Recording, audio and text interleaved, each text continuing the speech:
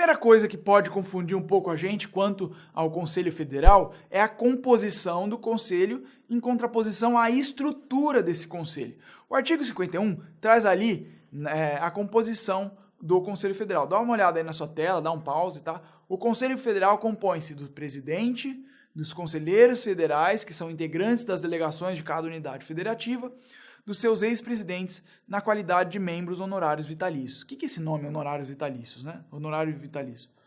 Honorário porque significa honra, e vitalício porque esse título perdura para a vida toda do ex-presidente. Então, uma vez que você é ex-presidente do Conselho Federal, você será sempre ex-presidente. Tudo bem? Esses são os caras que compõem o Conselho Federal, mas eles também estão organizados na estrutura do Conselho Federal, que é composta de 5 órgãos. E quais são eles? Olha aí na sua tela. Primeiro órgão, o Conselho Pleno, né? São os 81 conselheiros. O segundo órgão é o órgão especial do Conselho Pleno. Nesse órgão a gente tem 27 membros. Depois são as câmaras, a primeira, segunda e terceira câmara. Depois a diretoria e o presidente. Certo? Então aí na sua tela está a estrutura do Conselho Federal. Agora, para entender bem como é que funcionam as deliberações lá no Conselho Federal, como que são as votações, como que eles decidem as coisas, a gente tem que entender primeiro o conceito de delegação. Vamos lá entender? Cada estado manda para Brasília 3 conselheiros federais. Quando você elege alguma chapa na OAB, nas eleições, a gente vai ver isso na aula de eleições, você manda para Brasília 3 conselheiros. Cada estado manda 3 conselheiros, tá? Esse trio de conselheiros de cada estado é chamado de delegação do estado.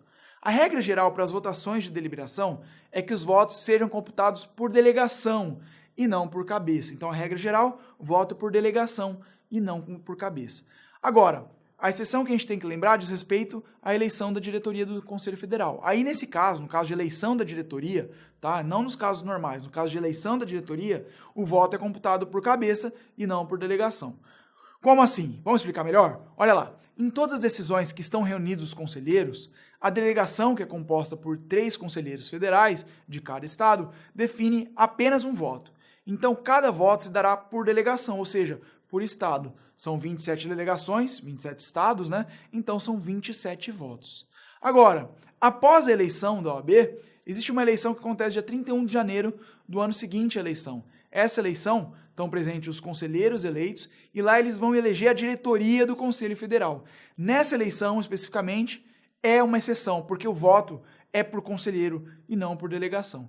Então, tirando essa eleição da diretoria do Conselho Federal, a regra geral é que o voto é por delegação e não por cabeça. Tudo bem? Aí na sua tela, a gente tem uma tabela da composição dos órgãos do Conselho Federal. Olha aí, o Conselho Pleno é composto por todos os conselheiros federais das delegações. O órgão especial do Conselho Pleno é composto por um conselheiro por delegação. Então, cada delegação deixa um lá no órgão especial. Então, esse órgão ele é composto, obviamente, por 27 conselheiros. O órgão especial ele é presidido pelo vice-presidente, né? O órgão pleno pelo presidente, o especial é pelo vice-presidente e secretariado pelo secretário-geral adjunto. Nas 3 câmaras, então, cada uma delas é composta por um conselheiro da delegação também. Então, a delegação vai se dividir. Ó. Pensa, a delegação não tem 3 conselheiros? Delegação de São Paulo, por exemplo, 3 conselheiros. Um vai para a primeira câmara, um para a segunda, um para a terceira. Delegação de Minas Gerais, um vai para a primeira câmara, outro para a segunda, outro para a terceira. E por aí vai para todas as delegações, todos os estados. Tudo bem? Quem escolhe qual conselheiro vai para cada uma das câmaras é a própria delegação. A primeira Câmara é presidida pelo secretário-geral, a segunda Câmara pelo secretário-geral adjunto e a terceira Câmara é presidida pelo tesoureiro. A diretoria ela é composta pelo presidente, vice-presidente, secretário-geral adjunto e tesoureiro. E claro que o órgão presidência é composto pelo presidente. Tudo bem? Vamos falar agora um pouquinho de quórums no Conselho Federal? O que é quórum? Quórum é a quantidade de votos necessária para que alguma matéria seja decidida e eleita. A regra geral, não só no Conselho Federal da OAB, mas em todos os órgãos da OAB, é que o quórum é maioria simples. Isso é, basta apenas o voto da maioria dos membros que estejam presentes. Maioria simples é a regra geral. Mas existe um caso de maioria absoluta e alguns casos de maioria qualificada que necessita de 2/3 dos conselheiros. Vamos ver então? Olha lá. Maioria absoluta no caso de alienação ou oneração de bens imóveis da OAB. Agora, os quóruns qualificados de 2/3 do membro. Primeiro, para editar o Regulamento Geral, Código de Ética, Disciplina e Provimentos.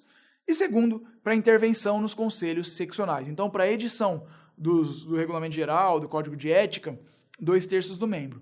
Para intervenção dos conselhos seccionais, também 2/3 dos membros. Para alienação e oneração de bens imóveis, maioria absoluta, e o resto tudo, maioria simples. Lembrando que é competência do Conselho Federal editar o Regulamento Geral, o Código de Ética e Provimento. Cuidado, que não é competência do Conselho Federal editar o Estatuto da Advocacia e da OAB. Mas por que não?